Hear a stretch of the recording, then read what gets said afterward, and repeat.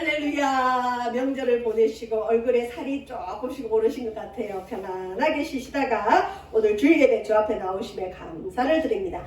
여러분, 어느 인생이든 자기 인생에 대한 이 가치관이 있죠. 내가 요때는 이걸 하고 저때는 저걸 하고, 또 특별히 사업장을 운영하시는 분들 보면 이쯤에는 내가 투자를 하고 이쯤에는 또 투자금을 걷어들이고 이번에는 이걸 또 수비를 해야 되겠다. 그런 경영 철학을 가지고 보통 아무리 작은 사업장이라도 그 주인이 경영 철학이 있어요. 그 다음에 자기 인생을 향한 경영의 이 마인드가 누구나 있습니다. 그게 좀 다르게 표현이 돼서 그렇지. 그래서 여기 보시면 경영이라는 게 특별한 목적을 달성하기 위해서 구성된 조직을 관리하고 운영한다. 그래서 두세 사람만 모여도 경영이라는 게 사실 적용이 되죠. 근데 이 경영이란 단어가 세상적인 단어인 것 같고, 이 세상 기업을 경영한다 뭐 이렇게 표현을 해서 우리가 경영을 세상적인 용어로 아는데, 실은 이 경영이라는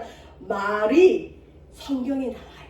이 경영의 원어가 뭐냐면, 여러분, 경륜, 좀 어려운 말로 경륜이라 그래요. 이 경륜이란 말이 에베소서 1장 9절에 나오는데, 주보 보시면 나오죠. 경륜이 경영하고 똑같은 말인데 성경적인 의미는 뭐냐?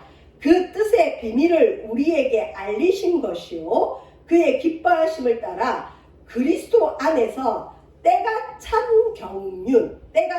경륜을 위하여 예정하신 것이니. 이 말은 뭐냐면, 우리가 예수님을 믿게 된 게 창세전, 이 땅을 창조하기 전에 만세전에 주님이 예정, 계획표를 짜놓으셨어요. 청사진, 우리 인생을 향한 계획표가 주님 손에 있어요.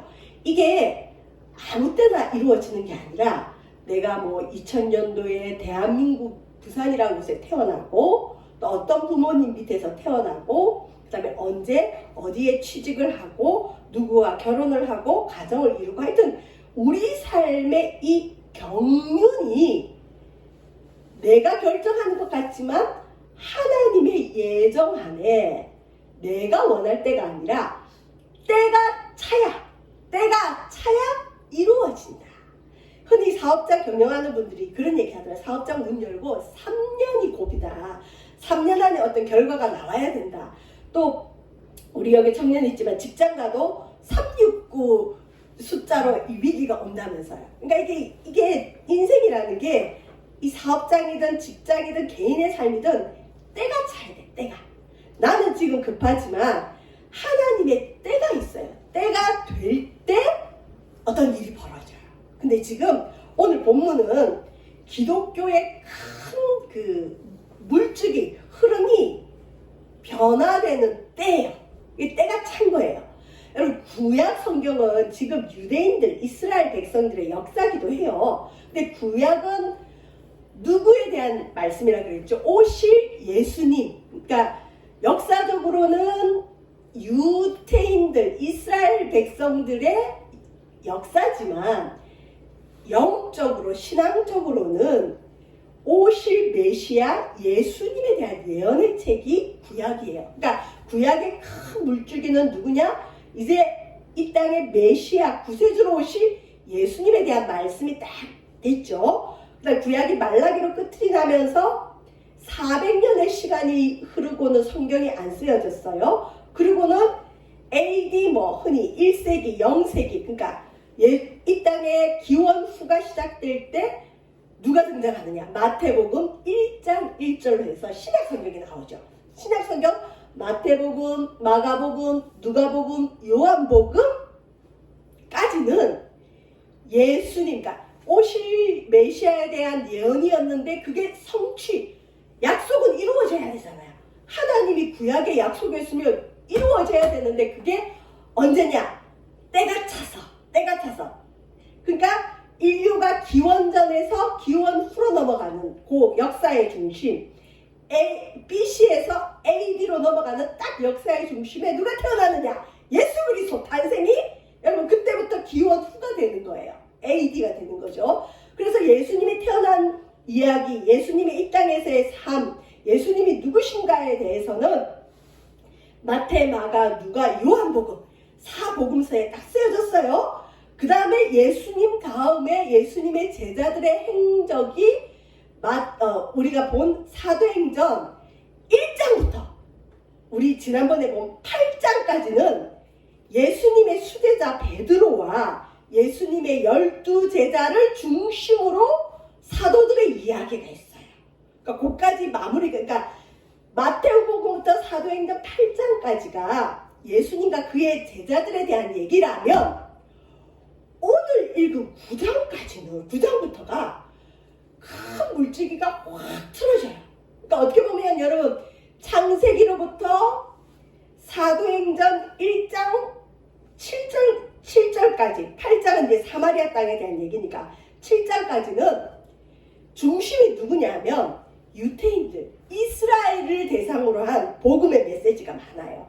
그런데 예루살렘과 유다의 복음이 전해지고 단 다음에 주님이 빌립지사라는 사람을 통해서 사도행전 8장에 보면 어디에 복음을 전했다 그랬죠? 사마리아 땅에. 그 다음에 땅끝까지 이르러 주의 증인 되리라 했는데 땅끝까지는 가진 않았지만 땅끝과 같은 곳에서 올라온 사람이 있었죠. 누구?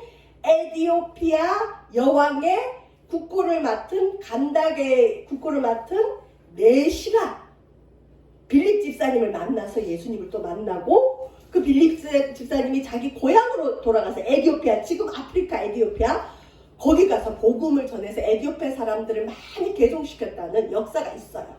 자, 그러면서 복음이 유대인 중심으로, 말씀이 유대인 중심으로, 언약이, 약속이, 성경의 어마어마한 약속들이 이스라엘 백성들 유대인 중심으로 있다가 사도행전 8장이 어떤 다리 역할을 해요. 사마리아와 땅끝으로 가는 것 같은 이 시점에 무슨 일이 있었죠? 기독교의 큰 박해가 일어난 거예요. 당시 유대 나라를 헤롯이라는 왕이 다스렸는데 여러분 그 영화 보시면 알지만 헤롯이 기독교인들을 잡아 죽였어요. 핍박이 일어났어요. 그래서 지금 이 핍박 가운데 기독교가 말살되기 일보 직전인데 이 기독교를 말살시키는데 앞장섰던 사람이 누가 등장하냐면 사울이라는 사람이 등장해요. 근데 오늘 읽은 사도행전 9장부터는 하나님이 때가 참 경륜, 때가 딱 되니까 사울이라는 사람에게 은혜를 주시고 빛을 비춰주시면서 이스라엘 중심의 언약과 복음과 역사가 어디로 틀어지냐면 세계 열방, 이방인들, 베드로와 예수님의 제자들은 유대인들을 대상으로 주로 많이 복음을 전했어요. 성경이 지금까지 그 얘기를 했거든요. 그런데 이방인의 사도로 부름받은 자가 있는데 바로 우리가 잘 아는 사도 바울이에요. 이 사도 바울에게 하나님이 때가 차니까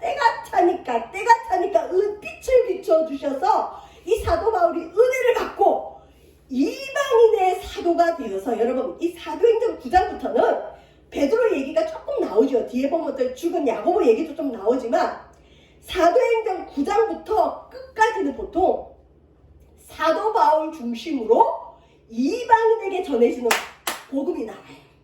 그래서 그 이방인에게 복음이 전해졌기 때문에 그 복음이 유럽을 통해서 미국을 통해서 우리나라까지 들어왔죠. 이제 북한에 들어가고 중국에 들어가면 거의 복음이 다 전해진다고 봐요. 마지막을 보통 북한으로 보고 있는데 이 사도행전 9장부터 은혜의 물줄기, 언약의 물줄기, 약속의 물줄기가 틀어졌어요. 어디로? 이방 땅으로.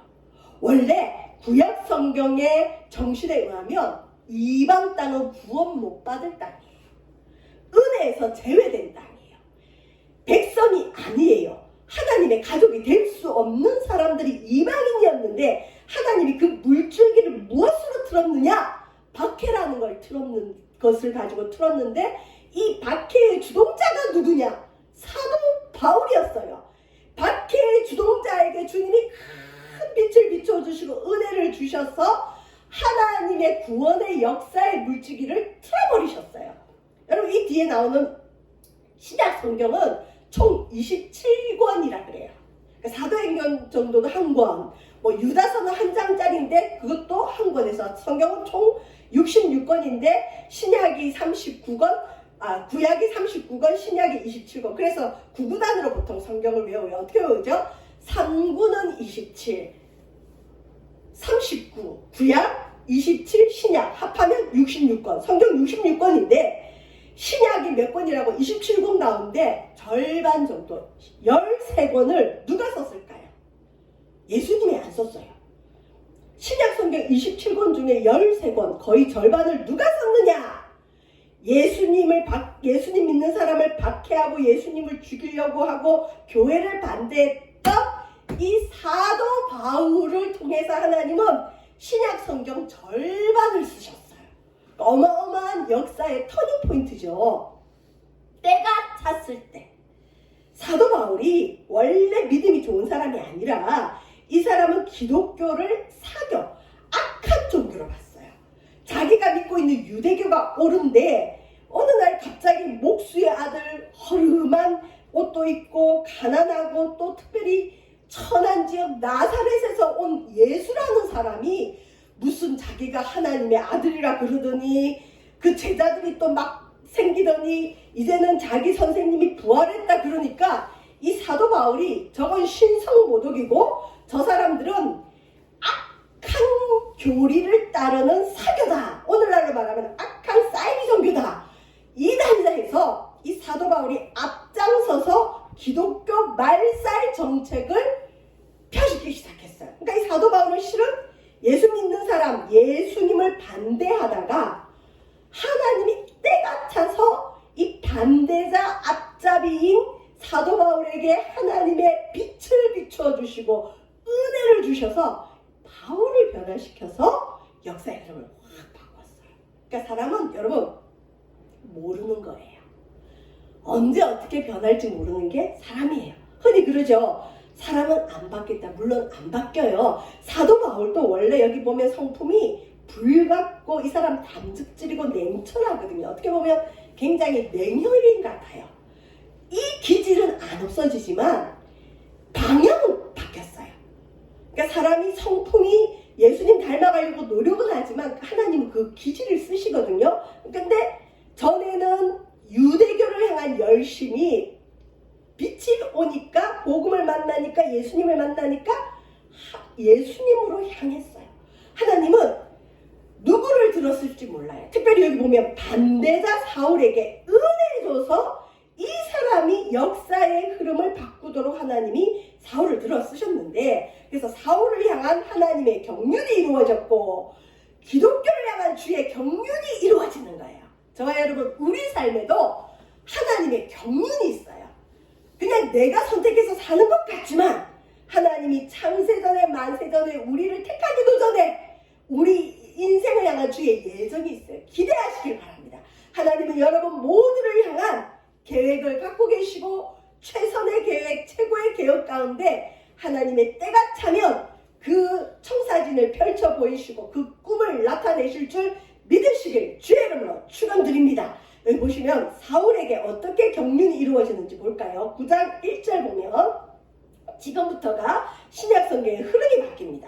이 사울이 변화받았기 때문에 오늘날 기독교 교회가 있고 어떻게 보면 신약성경 13권이 쓰여졌죠. 자, 사울은 유대인들의 어떤 습관을 따른 이름이에요. 그래서 사울이 어떤 사람은 큰 방울, 바울은 작은 방울 이러는데 사울의 원래 뜻이 뭔가 요구하다. 하나님께도 요구하고 사람에게도 요구하고 우리나라 사람하고 유태인들이 좀 비슷한 게 많은데 유태인들도 아이 이름 지을 때 그냥 짓지 않고 어떤 뜻을 가지고 그 인생에 대한 계획을 가지고 이름을 짓는다는데 이 사울의 이름에 뭔가 요구하는 사람. 그러니까 이 사람 보면 항상 당당해요. 기질이 그렇게 타고난 거죠. 사울이 주의 제자, 예수님의 제자들에 대해서 여전히 위협과 왜? 이건 기독교는 말살돼야 될 사교, 사이비 집단이다 이렇게 생각했기 때문에 위협을 가해요. 아니 아무리 자기가 마음에 안 드는 종교라도 여러분 쉽게 위협을 가할 수 있어요? 보통은 그냥 저 냅둬 이따가 없어지겠지 이러죠. 근데 사울이 아주 공격적인 성향인 것 같아요. 불의를 보면 못 참는 성격이니까 자기가 생각할 때 없어져야 될 기독교에 대해서 위협을 가지고 있는 데다가 더 나아가서 여러분 살기가 있어요. 흔히 범죄자들이 살기가 있죠. 여러분, 살기가 있는 사람이 있어요. 그러니까 이 분노를 차원을 넘어서 자기가 옳지 않다고 생각하는 일에 대해서 살기를 가질 정도로 아주 적극적이고 공격적인 성향이 이 사울이라는 사람이에요.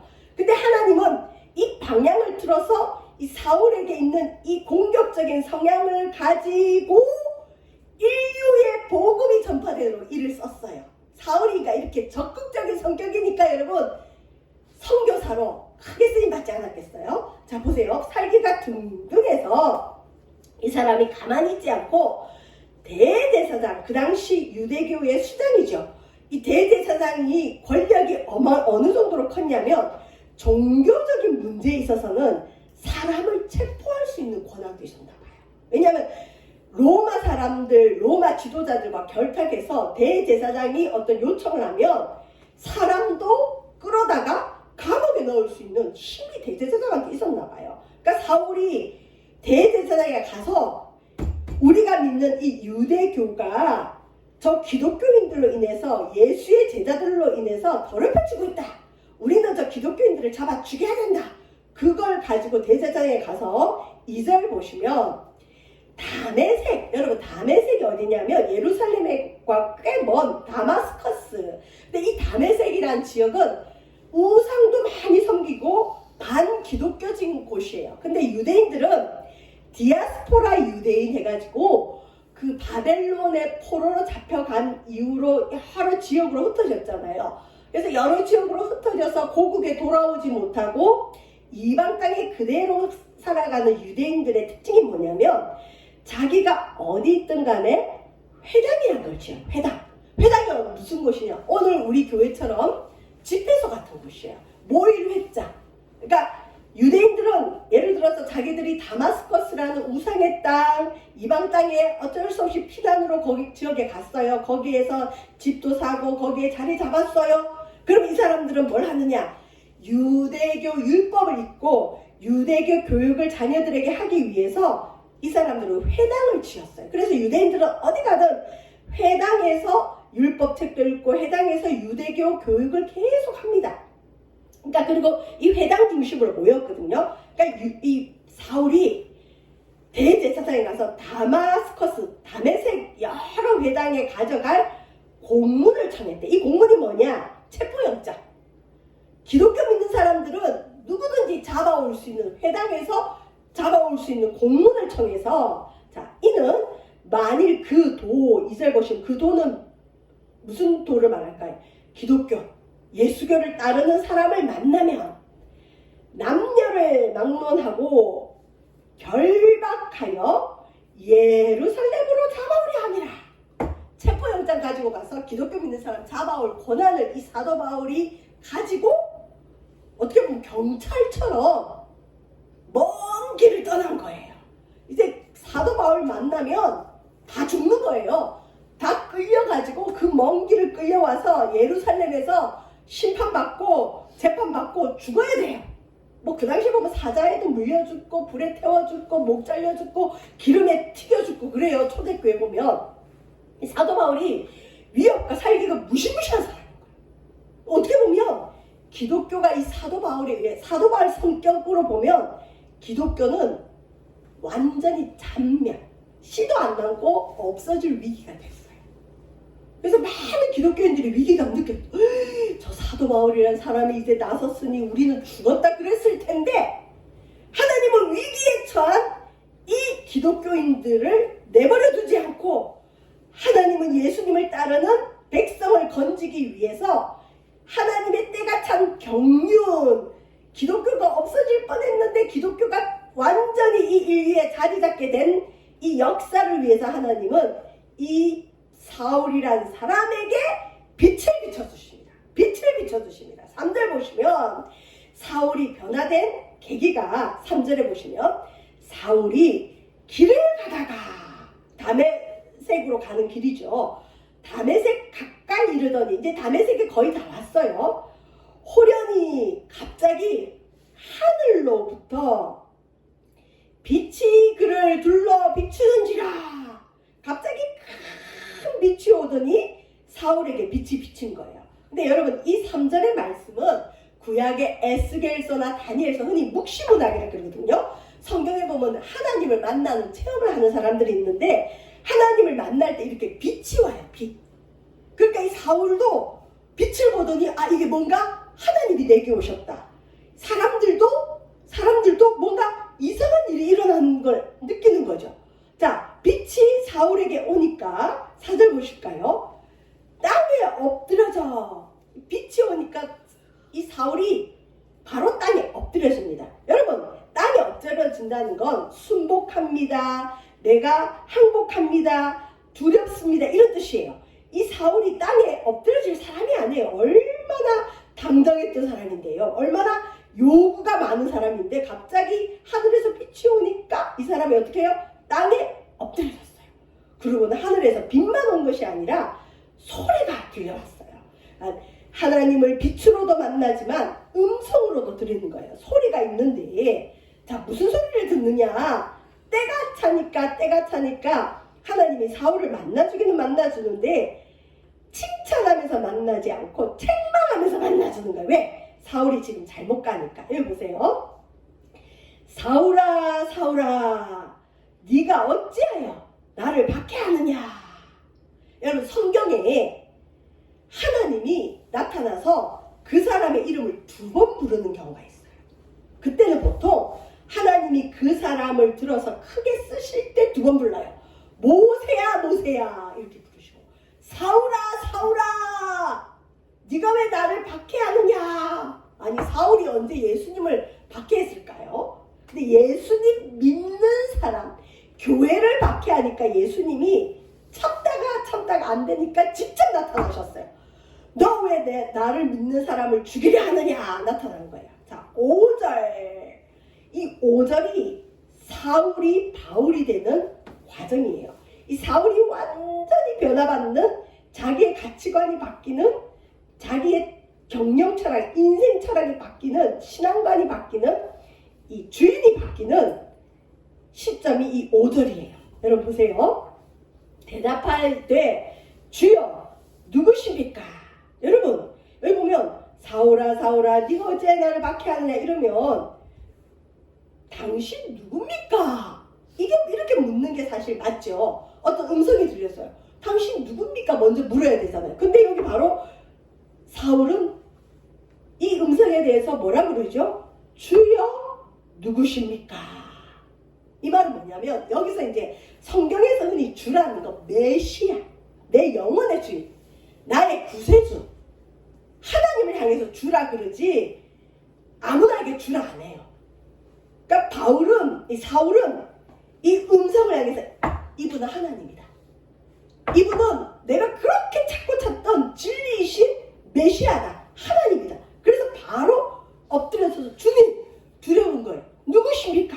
그랬더니 하나님 누구십니까? 어떤 모습으로 나타나십니까? 이 뜻인데 주님이 예수 하나님 그러니까 성삼위 하나님이죠.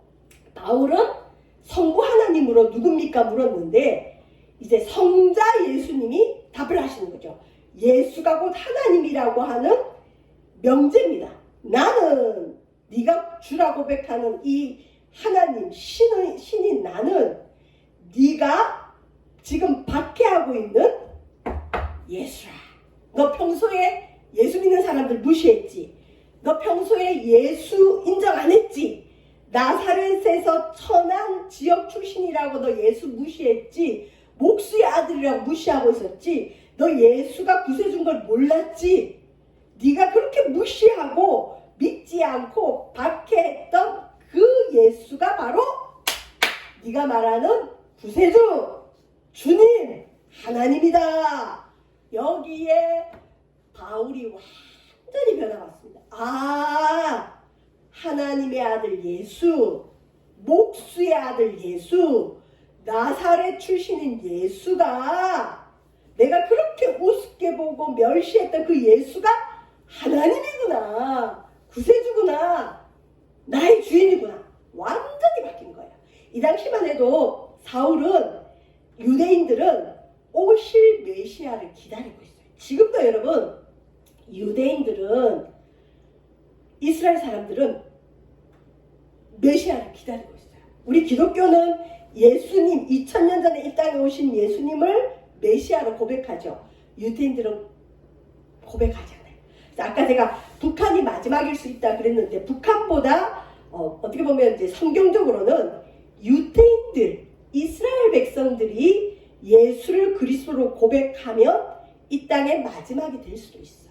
흔히 뭐 3차 대전, 아마겟돈 전쟁이 이러는데 중동 쪽에서 마지막 전쟁이 일어나는 건 맞아요. 그러니까 예수님이 메시아라는 걸 고백하는 걸 믿으면 유대인들도 이제 구원을 받죠. 그래서 어떤 사람들은 이스라엘을 복음을 전해야 된다, 그렇게 얘기하는 사람들도 많아요. 자, 어쨌든 바울이 예수를 믿지 않았는데 자기가 찾고 찾는 그 기다리고 있는 메시아가 바로 예수라는 걸 알게 된 거죠. 사람이 어떻게 될까요? 혼돈이 오죠. 내가 좀 전까지는 예수 믿는 사람 잡아 죽이고 없애야 될 종교라고 생각했는 그 예수가 내가 그렇게 사랑하고 내가 믿고 따르던 그 하나님이 보낸 메시아구나. 아, 내가 잘못 알았구나.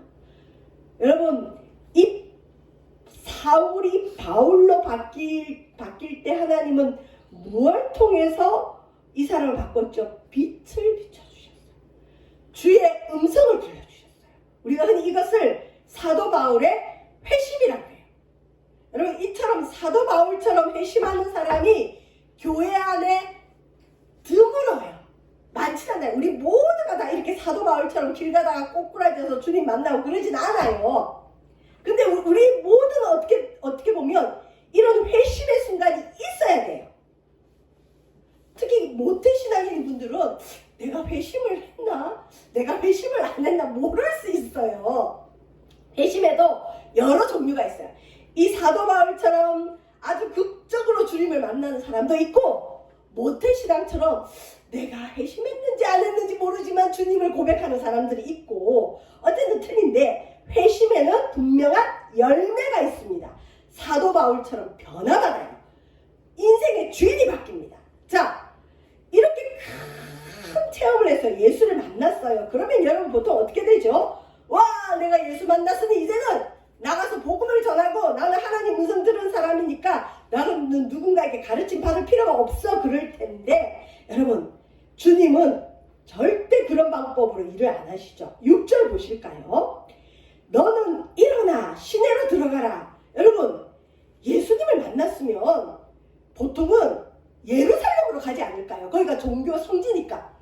예루살렘에 가서 대제사장과 종교 지도자들 앞에 내가 박해하던 예수가 진짜입니다 하고 간증할 텐데, 주님이 이 사울을 예루살렘으로 보내지 않고 어디로 들어가라 하죠? 시내. 네가 지금 가려고 한 다마스커스, 다메섹 시내로 들어가라. 왜 그럴까요? 여러분, 이 사울, 변화받은 바울이 복음 전할 대상은 유대인들이 아니라는 거죠. 지금 네가 박해하려고 가던 그 다메섹 같은 이방 땅에 가서 너는 복음을 전할 거라는 어떤 사인으로 이 회심한 사도 바울을 주님은 다메섹으로 들어가라 그러고, 그 다음에 주님의 음성을 직접 듣고 직접 보았는데, 빛으로 보았는데, 보십시오. 네가 행할 것을 내게 이를 자가 있느니라. 네가 나를 체험했느냐? 나를 만났느냐? 더 이상 배울 게 없다고 생각하느냐? 아니라는 거죠. 여러분, 회심하고 주를 만나는 체험이 있으면 양육을 받아야 돼요. 훈련 받아야 돼요. 근데 그 훈련은 하나님이 직접 나타나서 하지 않고 사람을 통해 훈련합니다. 아무리 큰 체험을 하고 아무리 큰 은혜를 받아도 저와 여러분, 양육이 필요하고 훈련이 필요한 걸 꼭 믿으시길 바랍니다. 사도 바울이 이러면서 겸손해지죠. 자, 7절. 자, 사도 바울에게 이상한 일이 일어났는데 같이 가던 사람들은 소리만 듣고 아무도 보지 못하여 말을 못하고 서 있더라. 같이 일행들이 크겠죠. 왜냐하면 체포영장 받아서 군인들 데리고 가고 어마어마한 사람들, 일행들이 있을 텐데, 갑자기 빛이 오고 뭔가 소리가 있긴 있고, 이 바울이란 대장이 뭐 말을 타고 갔든지 나귀를 탔든지 간에 갑자기 땅에 엎드려지고, 자, 하나님은 왜 이렇게 했을까요? 여러분, 어떤 경우는 보통 회심할 때 혼자 기도하다가 회심하는 사람도 있고, 집에서 있다가 회심하는 경우도 있고, 어떤 사람은 숲속에서 회심하는 사람도 있어요. 자기 혼자 주님을 체험하는 경우도 간혹은 있어요. 근데 하나님은 이 사도 바울이 회심할 때 많은 목격자를 줍니다. 사람들이 무슨 소리가 들리긴 들리는데 우리는 무슨 소리인지도 몰라. 그런데 저 사람이 이상해졌어. 왜 그럴까요? 왜 목격자를 줬을까요? 후에 사도 바울이 복음을 전할 때 아무리 사도 바울이 자기가 부활하신 주님을 빛으로 만났다고 얘기를 해도 사람들이 안 믿을 거 아니에요. 근데 많은 목격자가 있으니까 저 사람 진짜 다메섹 길가에서 무슨 일이 있었대. 하나님은 이 사울의 복음 전파를 위해서 많은 목격자를 줬죠. 8절에 볼까요? 이 사울이 이제 엎드려져 있다가 주님 만나고 내가 잘못 살았구나. 예수가 사교가 아니고 진짜 메시아였구나. 변화받은 거죠. 완전히 방향이 틀어졌어요. 이 사울이 땅에서 일어났는데 변화가 생겼습니다. 어떤 변화일까요? 눈은 떴으나 보지 못하는 거예요. 이 이후에 보면 사도 바울은 이 안질 때문에 복음 전하다가도 쓰러졌다는 얘기가 있어요. 눈병이 생긴 거예요. 갑자기 보이지 않으니까 이 사람이 어떡할까요? 이제까지는 혈기당당하게 앞장서서 가던 사람이 눈이 안 보이니까 사람들 부축을 받고, 여기 보면 사람의 손에 끌려서 하나님을 만난 이후에는 높아지는 게 아니라, 여러분 어떻게 보면 진짜 하나님을 만나고 나면 나아져요. 사도 바울 보세요. 엎드려지죠. 나중에는 자기 혼자 못 걸어 다니고 사람들 손에 끌려다녀요. 이게 진짜 주를 만난 사람의 모습입니다. 어떤 사람은 나 주를 만났다 간증하고 다니면서 혈기 등등한 거 별로 아름다운 모습 안 해. 진짜 주를 만나고 나면 나는 죄인이군요. 내가 잘못 살았군요. 손에 끌려 다메섹에 들어갔는데 9절 보시면 사흘 동안 3일 동안 보지 못하고 먹지도 마시지도 아니하니라. 자, 후에 보면 이 사도 바울이 눈은 뜨긴 떠요. 근데 이 당시에 사도 바울은 자기가 이 눈이 뜨여질지 안 뜨여질지 여러분 솔직히 알았을까요? 몰랐을까요? 몰랐을 거예요. 눈이라는 게 굉장히 중요하잖아요. 내가 지금 주님을 만났지만 평생 소경으로 살아야 된다 그러면 얼마나 두려울까요? 여러분, 왜 하나님은 사도 바울의 눈을 멀게 하셨을까요? 이 사람이 눈은 떴지만 영적인 소경이라는 거죠. 예수님이 그랬거든요. 너희들이 본다고 하나 너희들이 소경이다. 예수님을 못 알아보는 사람은 영적인 소경입니다. 여러분, 바울이 이전에 눈은 떴지만 그는 예수님을 못 알아봤어요. 그래서 주님이 네가 영적인 소경이구나. 눈은 떴지만 주를 못 알아보는 어둠의 자식이었구나. 그걸 알게 하려고 3일 정도 바울의 눈을 가려버렸어요. 요한복음 여러분 주보 끝에 보면 1장 4절에서 5절에 이런 말씀이 있습니다. 그 안에 생명이 있었으니 이 생명은 사람들의 빛이라. 빛이 어둠에 비치되 어둠이 깨닫지 못하더라. 비유컨대 여기서 말한 어둠은 예수님을 못 알아보는 사도 바울. 주님이 빛을 아무리 비춰줘도 예수의 빛을 알아보지 못하는 영적인 어둠에 갇혀진 사도 바울에게 하나님은 하늘의 빛을 비춰주셔서 생명의 빛, 사람들의 빛인 예수님을 만나도록 해주셨습니다. 저와 여러분, 우리도 어떻게 보면 영적인 소경입니다. 안다고 하지만 다 아는 게 아니고 어두워요. 특별히 이 땅에 주를 못 만나는 사람들이 너무 많아요. 저와 여러분은 영적인 빛에 비춤을 받아서 예수님을 믿고 알아보고 예수님을 예배하는데, 이건 하나님이 우리 영혼에 빛을 비춰주셨기 때문에 믿을 수 있어요. 근데 이 빛이 와야 생명이 있습니다. 이 빛이 와야 생명이 있습니다. 사도 바울과 같은 우리 주변에 사람들이 많은데 그들을 향해 기도할 때 주여 내게 주신 이 생명의 빛, 예수의 빛을 저 사람에게도 비춰주소서. 저와 여러분의 삶 속에 하나님의 빛이 계속 비추고 이 땅에 어둠 속에 헤매는 사람들에게 빛을 비추는 축복이 넘쳐나기를 주의 이름으로 축원드립니다. 기도하겠습니다. 주님, 기독교의 역사가 완전히 변화받는 시점이 사도행전 9장입니다. 이전까지는 유대인들 중심으로 이스라엘 나라 중심의 언약과 약속들이 사도 바울이라는 한 사람의 회심으로 말미암아 하나님 전 인류를 향한 언약이 되게 하셨고 복음이 되게 하셨습니다. 사울이 바울이 된 것은 하나님께서 영적인 빛을 비춰주셨기 때문입니다. 주님, 우리에게 빛을 비추어 주시옵소서.